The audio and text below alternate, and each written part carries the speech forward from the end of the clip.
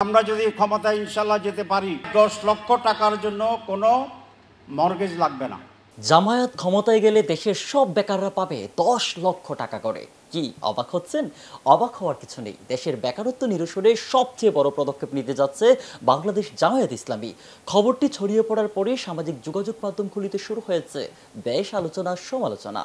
বাংলাদেশ জামায়াতে ইসলামীর নায়েবে আমির ও কুমিল্লা 11 আসনের সাবেক সংসদ সদস্য ডাক্তার সৈয়দ আবদুল্লাহ মোহাম্মদ তাহের বলেছেন, জামাত রাষ্ট্র ক্ষমতায় গেলে দেশে বেকারত্ব দূরীকরণের লক্ষ্যে ও যুব সমাজকে ব্যবসায় উদ্বুদ্ধ করতে 10 লাখ টাকা পর্যন্ত বিনা জামানতে ঋণ দেওয়ার ব্যবস্থা করবেন তারা।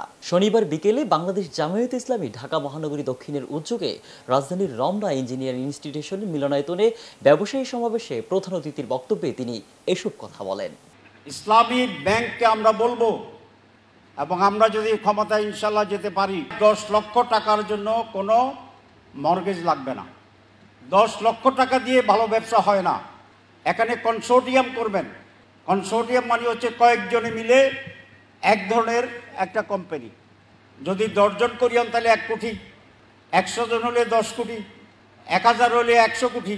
100 কোটি দিয়ে তো ব্যবসা করা যায় না, তাও যায় না, যায়। 100 কোটি খুব ইজি। সৈয়দ আবদুল্লাহ মোহাম্মদ তাহের বলেন, দেশের অর্থনীতিকে মজবুত করতে জামায়াত ইসলামী এদেশে সুদ মুক্ত ইসলামী ব্যাংকিং ব্যবস্থা প্রতিষ্ঠা করে। দেশ সেরা ইসলামী ব্যাংক অল্প দিনেই এশিয়ার সেরা ব্যাংক হিসাবে মর্যাদা লাভ করে, কিন্তু আওয়ামী লীগ সেই ইসলামী ব্যাংককে ধ্বংস করে দিয়েছে। পরবর্তীতে এক এক করে দেশের সব ব্যাংকের টাকা আওয়ামী লীগ লুট করে বিদেশে পাচার করেছে। ভেঙে পড়া অর্থনীতিকে সচল করতে জামায়াতে ইসলামী প্রস্তুত রয়েছে। তিনি আরো বলেন, বাংলাদেশের মানুষের জন্য ছাত্র জনতার বিপ্লবের মধ্য দিয়ে একটি চমৎকার সুযোগ সৃষ্টি হয়েছে। এই সুযোগ কাজে লাগাতে হবে।